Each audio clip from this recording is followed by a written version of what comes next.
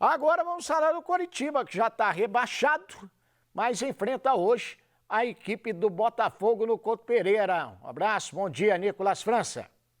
Muito bom dia, Osmar Antônio. Pela primeira vez como rebaixado, o Coritiba volta a campo neste campeonato brasileiro para enfrentar o Botafogo na noite desta quarta-feira no Couto Pereira. Um adversário que, apesar de ter perdido a primeira colocação na tabela, segue nas últimas rodadas na disputa pelo título. E do lado do Coritiba, já com a mudança no comando técnico, a saída do Thiago Kozlowski, também os seus auxiliares, o Reginaldo Nascimento, o Williams Alves, quem assume interinamente, por um jogo pelo menos, é o técnico da equipe sub-20, o Guilherme Bosley. Mas aí, para quem esperava que por isso pudessem aparecer jovens jogadores, não é o que vai acontecer. Pelo contrário, na lista de atletas relacionados para a partida divulgada na noite de ontem pelo Coritiba até saíram jovens, como o Jean Pedroso e o Thiago Dombrowski, e não aparece ninguém da equipe sub-20 que foi campeã estadual com o Guilherme Bosley, a não ser aqueles que já faziam parte, já vinham sendo relacionados pelo técnico Thiago Kozlowski, como o lateral direito Diogo Batista, por exemplo.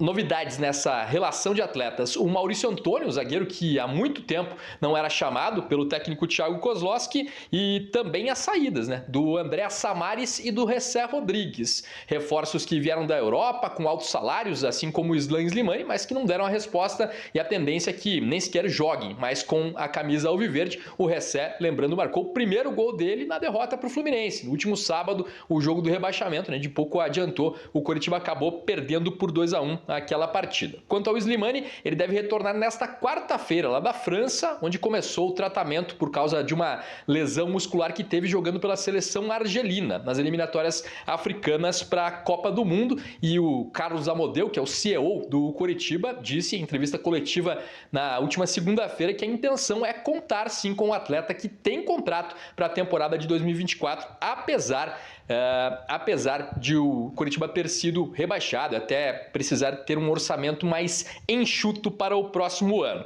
Tem jogadores machucados, o Gabriel ainda não volta no gol, o Henrique segue afastado e juntos com o Slimani eles ficam de fora desta partida. Quem também está fora é o Sebastián Gomes, o volante colombiano que tomou o terceiro cartão amarelo no último jogo. A tendência então é a manutenção da base, que vinha sendo utilizada pelo técnico Thiago Kozlowski, ou seja, Coritiba deve ir a campo com o Luan Poli, Natanael, o Thalisson, o Kusevich e o Vitor Luiz. Meio de campo com a ausência do Sebastián Gomes, pode ter o William Farias ou o Matheus Bianchi entrando para jogar ao lado do André e do Bruno Gomes. E à frente tem a volta dos dois jogadores que cumpriram suspensão contra o Fluminense, o Robson e o Marcelino Moreno, na função de centroavante.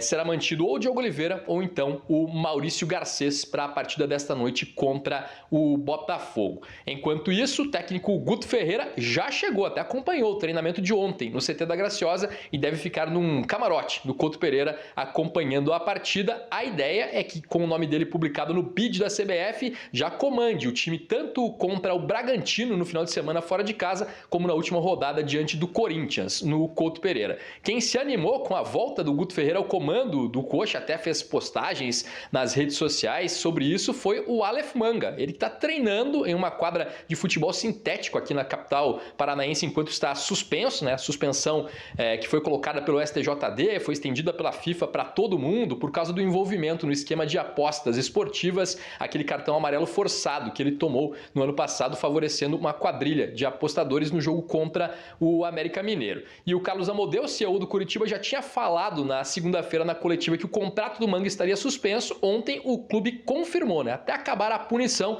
por um dispositivo legal, o Coritiba mantém suspenso o contrato do Aleph Manga, ou seja, não é obrigado a pagar os salários, e quando chegar ao fim a punição, segundo o Amodeu, a situação será reavaliada para saber se ele tem chances de jogar pelo Coritiba na próxima temporada, que termina em julho a punição por causa do envolvimento no esquema de apostas. Osmar.